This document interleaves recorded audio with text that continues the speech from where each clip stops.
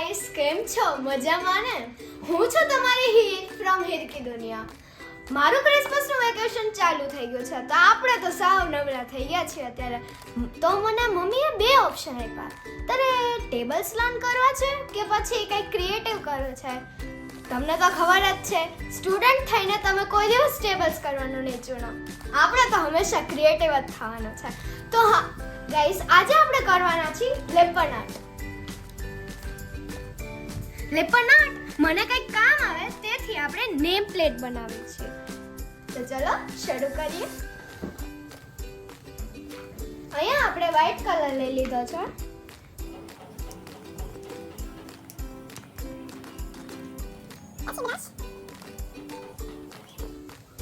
આપણે પહેલા આખું બેઝ વ્હાઈટ થી કલર કરી દઈશું.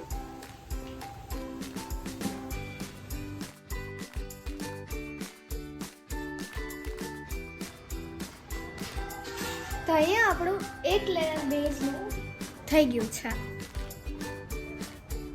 હવે આના ફાઇનલ ટચીસ લઈને સેકન્ડ લેયર બનાવવાની વ્હાઈટ લેયર. તો આપણે અહીંયા હજી 50 થી પણ ઓછું કામ થયું છે, કારણ કે હજી ક્લે નથી, આપણી પાસે મિરર્સ નથી. હજી આપણે આને કલર કરશું અને એના પછી ક્લેથી અહીંયા ટચઅપ આપશું. તો અહીંયા મારી ફ્રેન્ડ મને જોડાવા આવી છે, મને કંપની દેવા. તો ચાલો શરૂ કરીએ.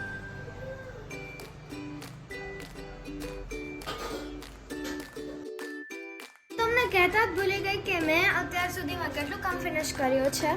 તો અત્યાર સુધી આપણે તમને દેખાડ્યું હતું કે ફર્સ્ટ લેયર ફિનિશ થઈ ગયું છે. એના પછી સેકન્ડ લેયર આપીને ફાઇનલ ટચીસ દઈને અહીંયા સર્કલ બનાવ્યું.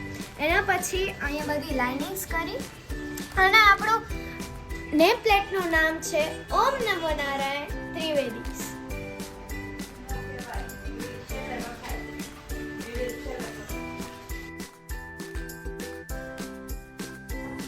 પણ અહીંયા કરું છું.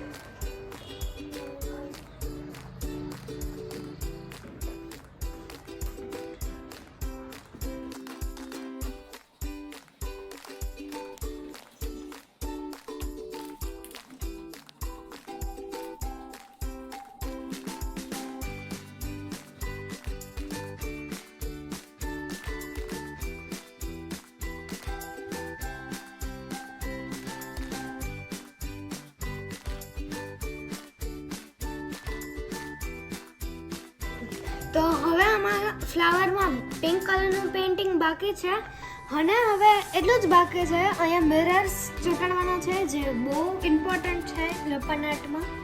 અહીંયા બધે એના પછી રિયલ લુક આવશે લેપન આર્ટનો. અત્યાર સુધી તમને પણ એવું લાગતું હતું ને કે આ લેપન આર્ટ આ શું બનાવે છે? લેપન આર્ટમાં તો મિરર્સ છે. તો આ મિરર્સ તો આટલા જ હતા, પણ હવે શોપિંગ કરીને થોડાક મિરર્સ લાવવા પડશે આપણે. તો ફાઇનલી આપણું આ લેપન આર્ટ 2 days પછી કમ્પ્લીટ થઈ ગયું છે. સાચે તો 4 days થયા છે, પણ આપણે વચ્ચે વચ્ચે બહુ મોટા મોટા બ્રેક્સ આવતા હતા. અમે બહાર ગયા હતા, શોપિંગ કરવા ગયા હતા, તો તે માટે 4 days પણ મહેનત 2 days. તો આપણું આ વોલ હેંગિંગ તૈયાર છે.